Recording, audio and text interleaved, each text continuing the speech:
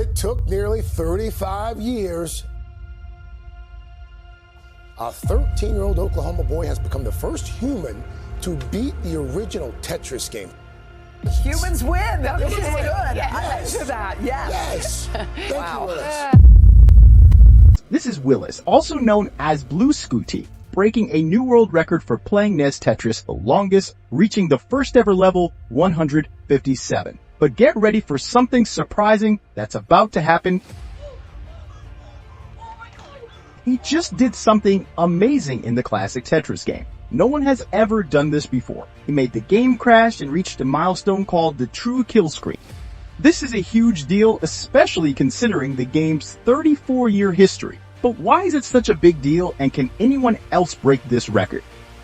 To understand, let's go back to the beginning and talk about the first unbeatable challenge in the game. In NES Tetris, which came out for the Nintendo Entertainment System in 1989, the goal is to stack falling blocks to clear lines. Every 10 lines you clear, you move up a level, and the speed of the falling blocks increases a bit. The fastest speed is reached at level 29, and by this point, the blocks move so fast that you can't reliably move them to the sides using the side buttons. For a long time, level 29 was seen as the end of the game, and it got called the kill screen because it always brought an end to your game. However, it's important to note that it wasn't a kill screen in the usual sense we see in old games, where a glitch in the code makes it impossible to progress. In games like Pac-Man, the kill screen happens at level 256 due to a glitch that messes up the screen. But in NES Tetris, there's no glitch at level 29. To beat a certain level in the game, you need to figure out how to move the pieces faster. Back in 2011, a guy named Thor Ackerlund did something cool. He reached level 30 by shaking his fingers really fast on the controller, a trick called hyper tapping. The game speed maxes out at level 29, but Thor found a way to go even faster.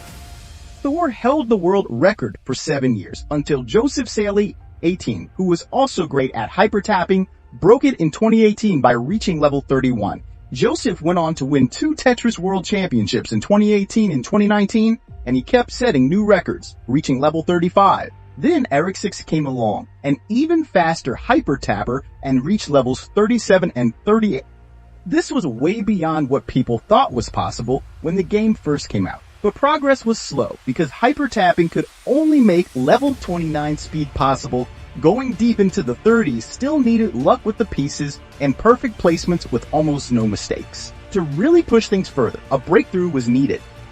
And in 2020, it happened. A Tetris player named Cheese combined 2 techniques, one from Hector Fly using multiple fingers on arcade cabinets, and another using a finger on the bottom of the controller pushing into another finger on the top. This changed the game completely.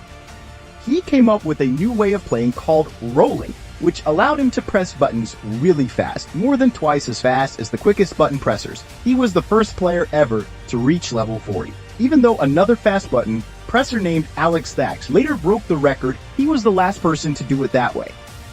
In the following months, many top players started using the rolling technique, and Eric 6, who had switched to rolling, broke the record in 2021 by reaching level 95, the fastest speed in the game. People thought there was no limit to how well players could do with this new technique, but there was a challenge ahead. The game was designed to have 10 normal color schemes for levels 0 to 9. After reaching level 10, the game would loop back to the first color scheme. However, due to coding from the 1980s, the game started glitching at level 138. This glitch caused random and strange color schemes that were hard to see. The color glitch wasn't a big issue when the game was first released because reaching level 138 seemed almost impossible. However, as players started getting closer to that level, challenges arose. Fractalone 161 was the first to reach glitched colors, but he did it on the PAL version, which is 20 tiers slower than the more commonly used NTSC version.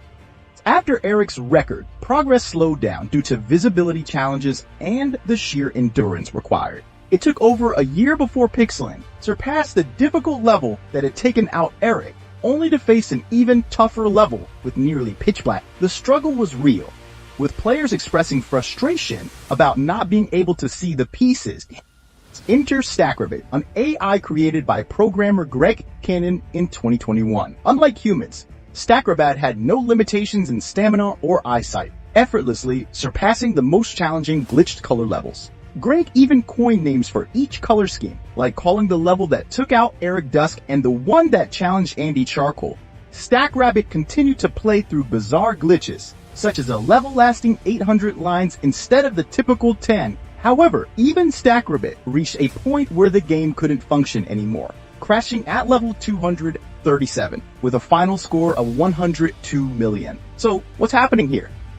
In simple terms, the game runs on instructions called code and uses a workspace known as RAM to calculate and keep track of things. When you reach very high levels in the game, the code becomes inefficient, leading to a glitch. This glitch makes the game read the RAM like it's code, causing a mix-up. If this mix-up generates a stop command, it completely breaks the game, creating what's called the true kill screen. But for the first time ever, instead of the game beating the player beat the game.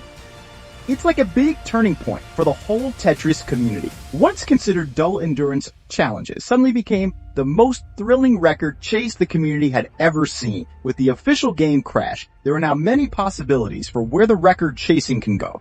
Is there any major milestone left to achieve in the game? What if, instead of trying to reach the crash as quickly as possible, you try to avoid it? If the initial kill screen was the game's way of beating the player, and the true kill screen was the player's way of beating the game, if someone manages to do this someday, it would be the ultimate achievement in the original game.